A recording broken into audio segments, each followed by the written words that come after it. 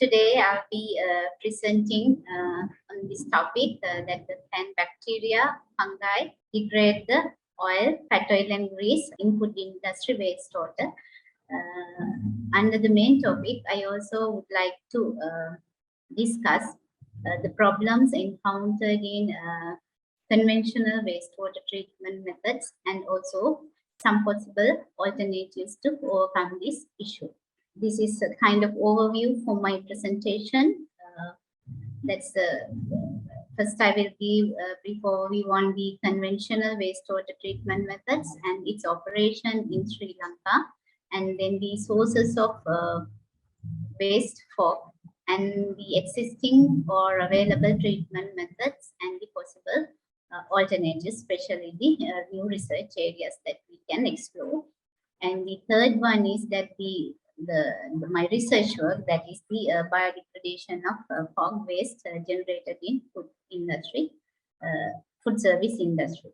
Conventional wastewater treatment methods, as we all know, mainly confined with aerobic and the anaerobic wastewater treatment methods that mainly confined with either aerobic or anaerobic degradation of pollutants, including organic and the inorganic matters present in the wastewater.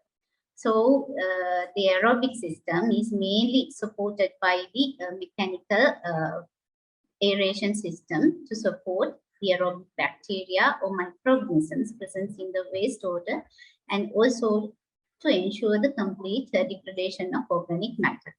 And then the anaerobic wastewater system is mainly targeting on producing the biogas or methane while degrading the organic matter anaerobically. So this system is not operating. It's not operating. It's not popular in Sri Lanka very much. Almost all wastewater treatment plants operated in Sri Lanka is under this aerobic treatment system. So these are the some locations where that export processing zones are located and the same place. So we can see that the wastewater treatment plants are there for the common wastewater treatment plants. However, that there are industries that located outside these export processing zone or industrial zones which are producing the wastewater.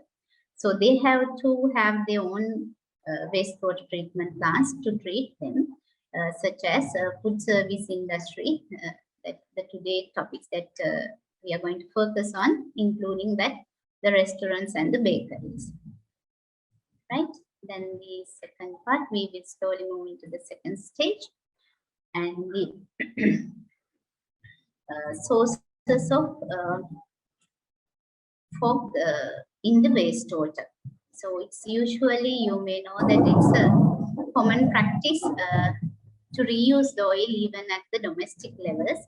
The same way at the industry levels also, they do not drain into the sea the used oil. They stored, and these are the some oils and the way that they are using, and they stored them in the can like this, the fourth picture, because it has a very good second market. Then you might be thinking that then when could be the places where these frying oil or cooking oil get into this wastewater stream. But still that the considerable amount of these fog waste are drained with the wastewater. And where do they end up with, right? They end up with in a, we call it oil and grease traps. So this waste, maybe you can see the first picture, it's a kind of a little maturated fog that has been accumulated in the trap. And this one, you may see that, hope you can see that I am moving the cursor. It contains 3 chambers. The first one is mainly with the food waste and the leftovers and all, the kitchen waste. And then the third one, it by filtering more, so it gives this come like this. brownie, yellowish brownie is come as this. So this upper scum is separated, well separated from the wastewater streams. If I may say, in most cases, especially like the large scale restaurants and hotels, these oil separators are very big cylinders. So they separate these oil and grease hydraulically before it enters to the biological wastewater treatment plant by the gravity separation. So it's nothing new. We know how it separates, it always floats over the water. So this is the method simply that we use to separate them in the oil and waste drugs. So then what would be the problem then? Then after the separation, that the final disposal of this separated fork has become a main challenge or issue for the wastewater engineers or plant operators due to because this fork waste is considered to be a slowly biodegradable compound that it also increased the organic loading rate or BOD in the subsequent stages of treatment. So as a result, expected level of standard of the treated wastewater could not be achieved due to this fog. It enters to the subsequent stages of the wastewater treatment. So the final disposal is the problem. So as possible alternatives, most of the researchers have shown that the promising results with the production of enzymes under different conditions. What they do, they catalyze the initial hydrolysis step to form long-chain fatty acids, and then the long-chain fatty acids again need to further degrade. The issue is here, once we accelerate this initial hydrolysis step, what would happen? It would lead to decrease the pH in the entire system. Then the stability of the system will not be there no longer. So accumulation of this fatty acid would result in a negative way. However, we can think of anaerobic wastewater treatment system, although I mentioned that at the beginning, so it's not a popular method in our country, but still we can think of as a new research area. I hope you may aware about that the biogas plants operated in small scale. So they are mainly using the kitchen waste for that. But the issue is with that, they do not get the enough volume and the clean gas out of it. So we can improve the existing system with by incorporating this, the term is called co-digestion, to have a high yield of methane, because it provides, the fat always contain high calorific value. The same way we can use it to have good as a good energy source. So this is kind of schematic diagram that we can follow. So this is a new research area which has not been tested before in our country, Sri Lankan context. Right? And then quickly move into the research content, the research part. That's the biodegradation of fog waste generated in the food service industry. Then first of all, what we need to have, if we go for a degradation process, biodegradation, we have to have microorganisms. In this case, as I discussed before, the difficulties with that, the connecting the degradation process with the conventional treatment system. So here I have used the fungi for the treatment process. Those fungi was isolated from the grease truck waste and the soil nearby, and using different Next. And these are some of the pictures that those who have isolated and also tested fully enzyme activity of each of these fungi. And here is the stage that where we need to go for the practical application with the actual waste. The first part, of course, we can done under the control condition, so it's easy, not easy, it's controllable, so you can do it. And then the second part is the need to check with the actual waste. So let's see how we can do it. And then the as I mentioned a little while ago, I have isolated hippolytic fungi, and then if I go for if you want to go to check for that with the actual waste, we know that of course this is going to be enzyme reaction, so we need to know the properties of the substrate. So maybe we need to get kind of idea about this physicochemical properties of this waste, because we are going to test with the actual waste.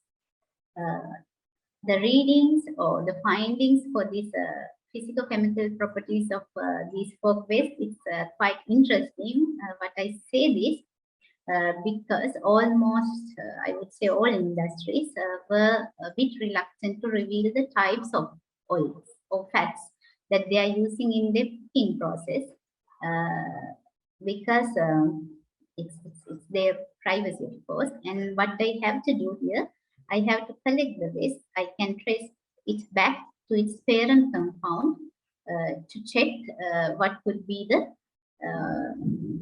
oil source that they have used. Meantime, while checking that for the waste composition, I have tested the composition, the fatty acid profile for the commercially available fat sources, fats and oils available in the market. So you can see here the palmitic oil and the oleic acid are the most prominent type of oil fatty acid present in the waste form. And more interestingly, these are the commercially available oil in the market. You can see that the palm oil mainly comprise of palmitic and oleic acid. The same way it's matched with the waste oil, the source of waste oil here. So palm and the oleic acids. And some other thing, we know it's very expensive to have our coconut oil. So the parent compounds or the fatty acid profile of the coconut oil is lauric and the myristic acids. So you may see it's hardly found there in the wastewater stream. Then we move into the degradation process. We have performed the degradation process with these isolated fungi and the actual waste. So these are the pre-strap waste samples as it is, right? Then the dry them out, and this is just a quick presentation of the methodology. And then you have to dry them, and I use that the coir fiber as a bulking agent to mix it, and then inoculated with that isolated fungi with high concentration, and then perform or let them to grow in a tray type reactor for 3 days. And when it comes to day 5, seems like complete degradation of these folk waste. So here I have not mentioned the location. It's some of the like leading restaurants, hotels, the location. It's Colombo, Sri Lanka. And this is the degradation process, and where I have achieved the removal efficiency in 5 days. And this is some other observations for some other sources for the actual waste. So what I can conclude here that the study showed that there is a significant potential for implementation this methodology as the biotechnological application to degrade pork in food service industry wastewater, and raw grease-struck waste provided as the solid substrates, and then the degraded residue can again be used as an inoculum. So therefore, once the degradation cycle is started, that the continuous inoculation is not needed there, because they are in the system already. So it has a high potential, and this has been tested with actual waste as well. So only thing that the difficulty is to scale it up, need the industry support and to go for that. So this is in very brief overview of my piece of research work. Maybe and Sophie, that's all for the today's content. Thank you so much for your kind cooperation. I'm happy to answer if you have any questions or any concerns under this research topic. Thank you, Ayomi. Yeah, so floor is open for the discussion. We have about half an hour, so we have plenty of time to discuss this paper. Ayomi, congratulations on area, a new area of research. It's bioremediation, isn't it? Basically. Yes. Yeah. So, I thought it was the bacteria that were more potent in eating oil or breaking down oil. Why is it that you all went with fungi? Just curious. Yes, madam. Yes, actually, I have tested with the bacteria as well as in preliminary studies. The thing is, madam, when we test with the actual waste, so they have to have kind of the optimization condition is difficult to align with them. So we have to have a kind of continuous circulation and all. The activity wise, they are really good.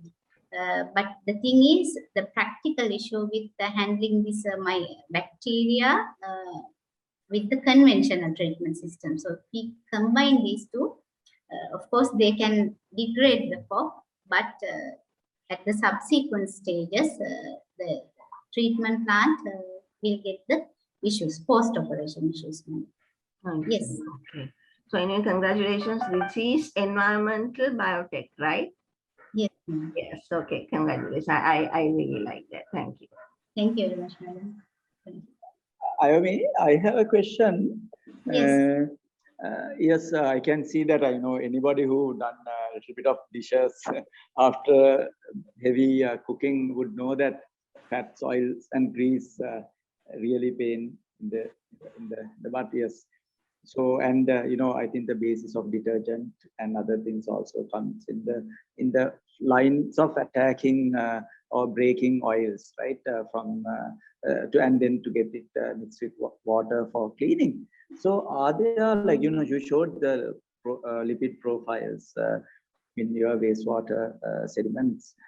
Are there other molecules like large proteins and such, especially proteins? Are there in this sludge which causing trouble, or is it only these fat-based substances that causing trouble in the environment managers? Yes, good question. So usually these waste are taken out from the oil plant. So it's mainly, let's say 90% it's oil. It doesn't mean that other like carbohydrate proteins are there. That is true. That is there. The thing is that maybe you can remember that the higher quantities of fungi accumulated in this strip. So it's almost, let's say 90%, it's fat, oil and grease. I see. Yeah. In So some cases, let me share my experience. In some cases, when I go to collect the samples, usually they accompany me with the, kind of workers too, because those are very big chambers to collect them. So one person is carrying a hoe. I was thinking why this person is carrying this thing. So it's a very large chamber, and some of them are solidified, right? So I see. much of fat content is there. So the solidified, they give me the fat. It's not slurry anymore. So it's almost fat. Yeah. Thank you. Thank you. Yes. Vihanga has a question in the chat box. Let me see. Yeah. Shall I read that? Shall I read that read. question for everybody? Okay. I'll read that for everybody. So it says, Madam, is there any consequences in using fungi for wastewater treatment if the treated wastewater is reused for drinking or other purposes? This is from Vihanga Amarokod. Yeah. No, Vihanga. We are not connecting these treatment methods anymore with the conventional one. So we just get out from the grease trap. So this has to be treated separately. Separately, if it is the case, maybe you are asking that the spores and other, you know, the consequences of using this. So you can use this if it is going to be a continuous process. So you can use the inoculum. Maybe you can just keep the loop closing because it's a kind of a circulation, recycling process. Yes. Ayomi, just a quick question, just out of curiosity. This is probably I'm pretty sure I'm not the only person had this question, this concern or a question before. You know, we see that BioClean, the one that the Colombo Science and Technology Cell had, supported producing. Yeah. So in BioClean, what is the secret? How BioClean would be superior over other available detergents in the market? It says it's biodegradable. It doesn't clog the cesspit basically, right? How it works? Yeah, the same way. I think they are using the bacteria.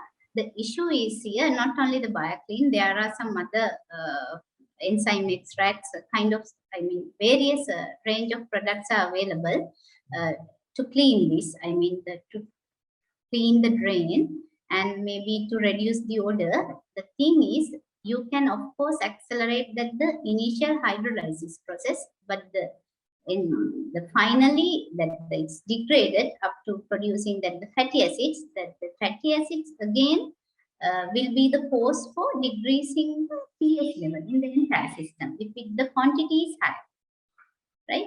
The BioClean and all other things they are using just to clean the drain, not as a full treatment option. Yeah, I know that is using, and there are some similar the chemicals are available for that. It's kind of emulsifying the fat there. Thank you, Venda. Thank you, Ayomi. I'm Devani. Can I ask a question? Yes. Yes. Yeah.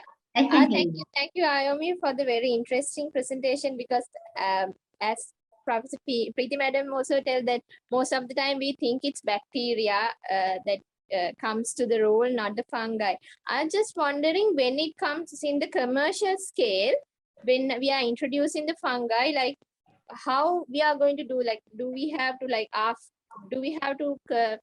every yearly or after every stop, do we need to introduce the fungi, or do they grow there and so at the initial stage we introduce them, so then that's done, so they will grow up and continue the process? So when it comes to the commercial scale, how it happens?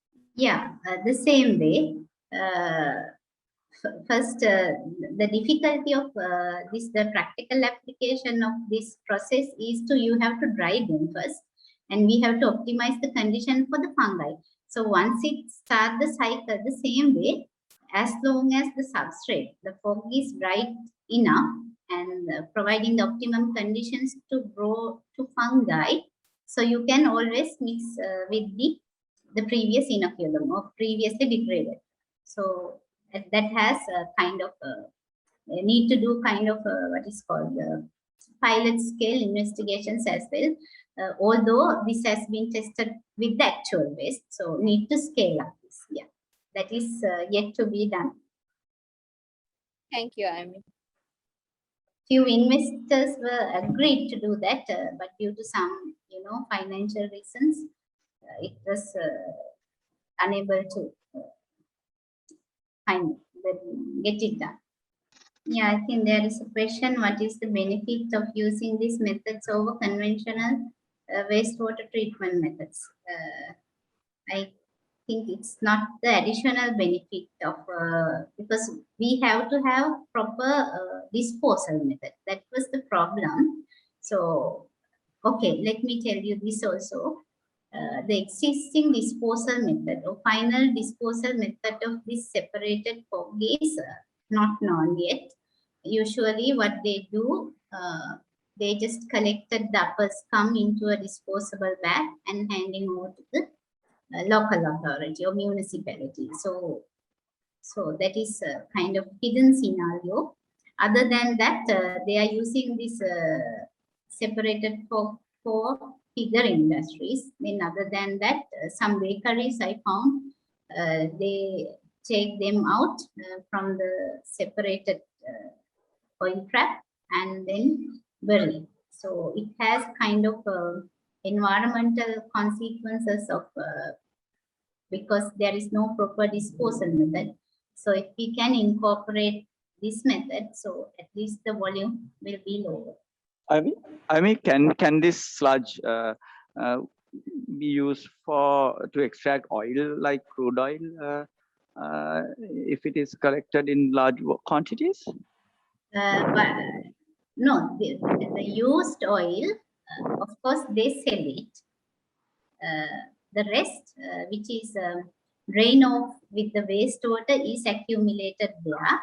So, of course, we can actually not here, some other countries that they use what is called that the biofuels. So they use to produce this. The thing is that the technology and the initial investment is very high for this kind of technologies. That's the issue. I see. Yeah. Okay. Ayomi, can I ask a question? Yes, please. Yeah, thank you so much for this interesting talk, and it's so relevant, I feel, and so important. This might be a stupid question because I actually don't know much about wastewater treatment and all. So the wastewater, is it being reused for anything, or is it just sent out and treated? And is it reused in the restaurants or hotels or wherever? Some of them are using for gardening, but right. Yeah, it's a very few amount. But the rest they just discharge because they have permission. I mean, treated water they can be discharged to a like nearby surface water body with the permission. So most of them were like and it doesn't matter whether it's the bacteria or fungi. I think it's kind of touching on what Vihanga had also previously asked. No. Whether it's bacteria or fungi, it doesn't really matter. No. You have to completely disinfect before you discharge it. Mm-hmm. Okay, right. Okay, thank you. I just wanted to know whether you have tried this degradation method for the fogs of different origin. No, mainly the food service industry based. No, actually now, like as you reported, you had more of oleic acid and palmitic acid, as I remember. So if this content differs, then the degradation rate will also differ, right? So I was just curious whether you have tested on that. That you mean other than these two acids, right? Yes, like if this composition differs, whether there's a difference when you use this fungi. I just want to know whether you have tested. Yeah, no. It's like this composition came across by testing, let's say more than 50 samples. So I came into a conclusion. So this would be the composition for the Sri Lankan context for the waste form. So based on that, I continue the rest. Okay, it was great to see that we use more of oleic acid. instead of because they pharmaceutical were very acid. reluctant to I tell mean, at that. least the big industries. Yeah. And have you thought of scaling this up?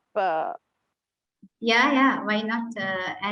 Actually, I mean, at the initial stage, when I go there to collect the samples, they were also curious because they also did not have options to dispose them, because they said the people are come and saying that don't put them here and there, that we have to maintain the license and we have to obey for the legislation, but no one is telling how to manage this here. So they were also curious to, to support.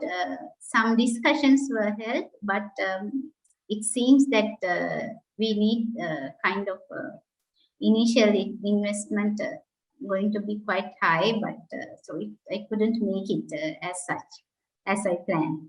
So, but planning to do so that maybe you have seen that the possible research areas. So maybe we can extend this research to the co-digestion part as well, because we know that can be degraded.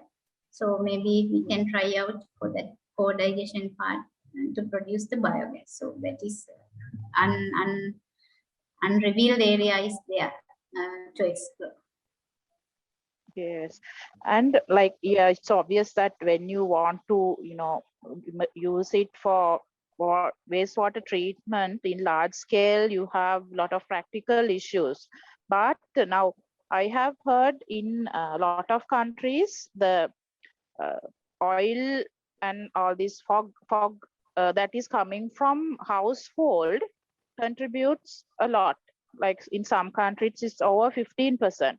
Yeah. So, like, can't we just try to introduce into household scarcity? Yeah, that's what I was proposing in the presentation also. In the small scale that we can run this.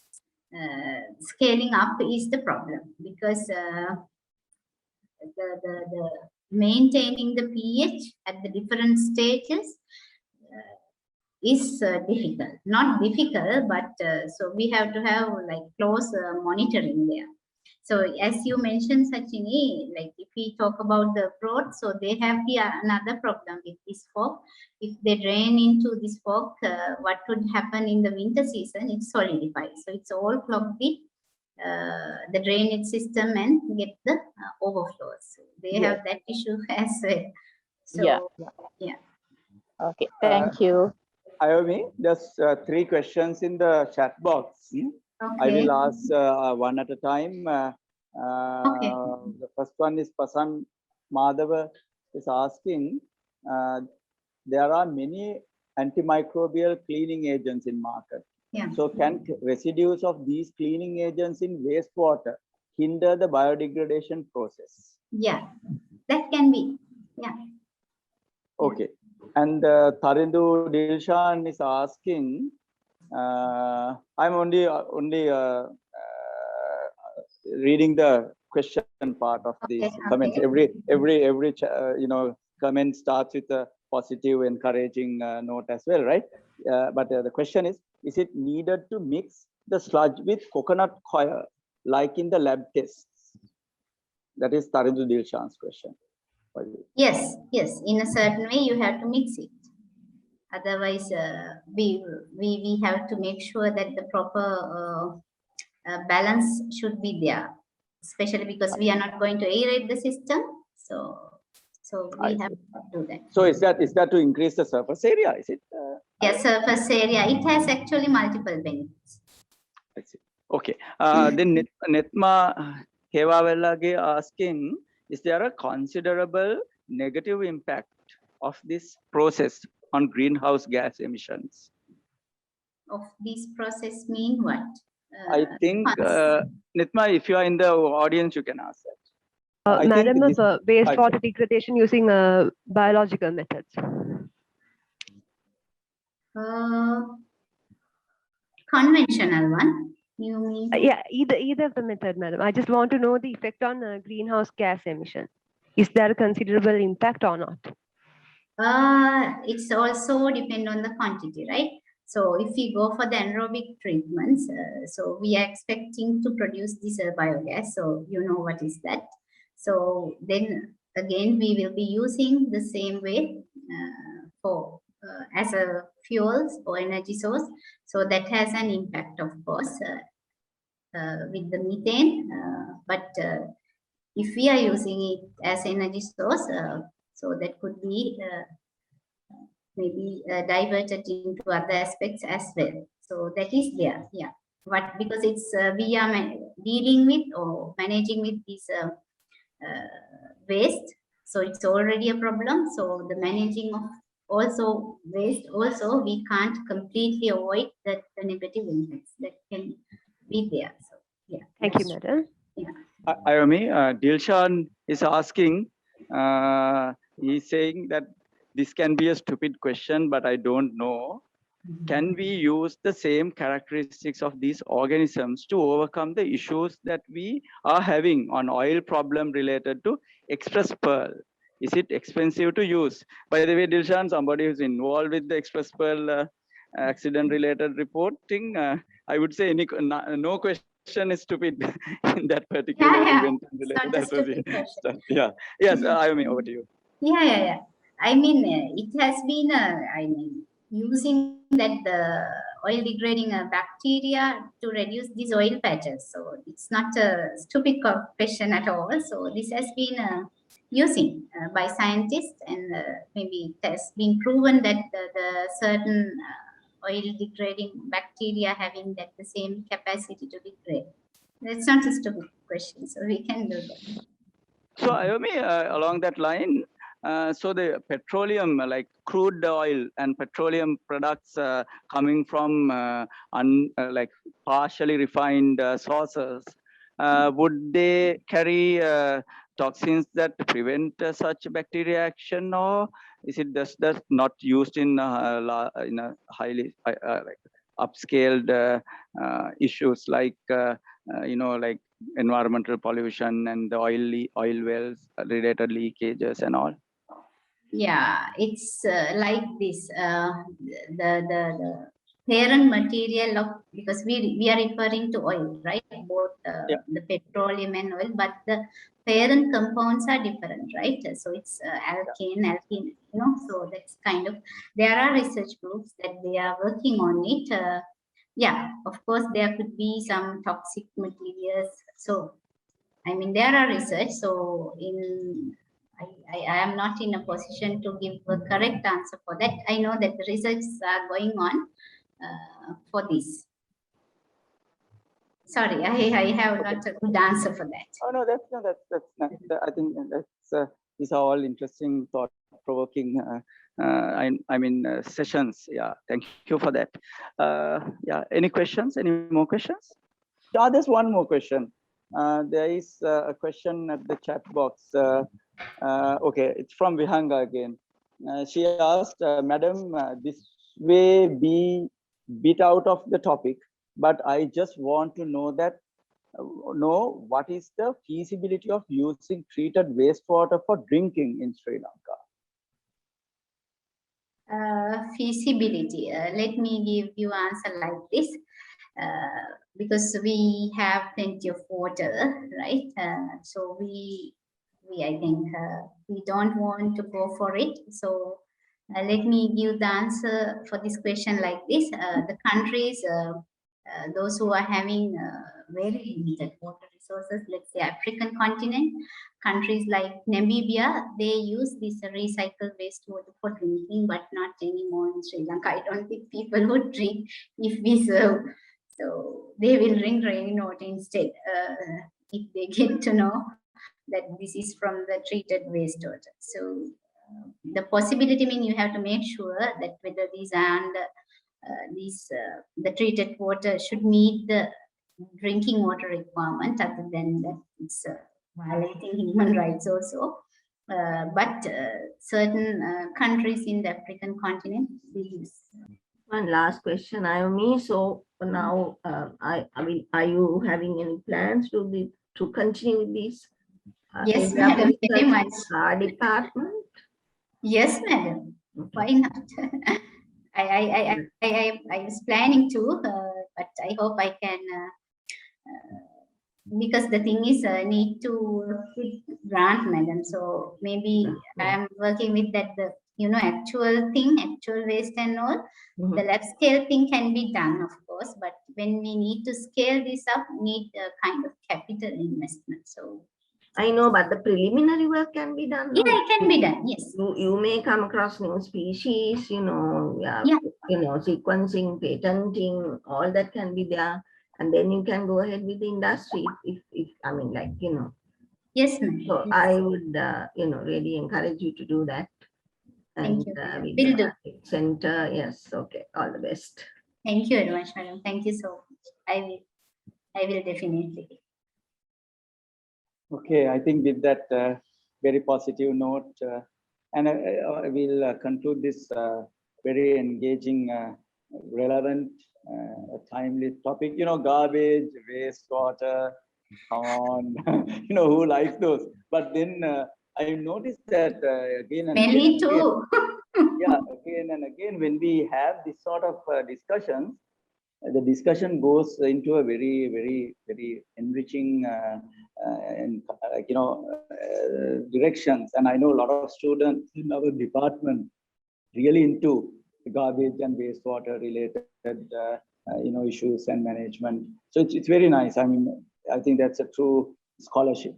I'm very, very, very proud of that. Thank you, Ayomi, and thank you, everybody, students, staff, everybody who joined today. Especially thanks to Ayomi for the presentation. And we will be having another session of the Ministry of Nerds seminar in 2 weeks. I think Himali is 3 weeks, 22nd. Yeah. Oh, yeah. Thank you. Yeah, 3 weeks, and Himali will be working on it, and also I have to inform that it's Sachini who creates these nice, interesting posters and doing the basic background work. So thank you very much, everybody, and thank you, madam, for all your support and all the staff and students. And yeah, have a great weekend. And it's now the lockdown is lifted, so hope that we could meet physically soon. Yes. All right. Thank you so much, Sampath, and our club, the organizing committee, and the Pretty Madam, and our entire staff. Thank you very much for being here today, and thank you so much for the opportunity given to me. Because it's, I think, a good way to know each other as well, the research areas. Of course. Yeah, so that it gets the mutual respect and appreciation, and so it's very nice. Yeah, I think. Thank you so much. Thank you. Thank you very much. Bye, everybody. Thank you, madam. Bye bye. Bye.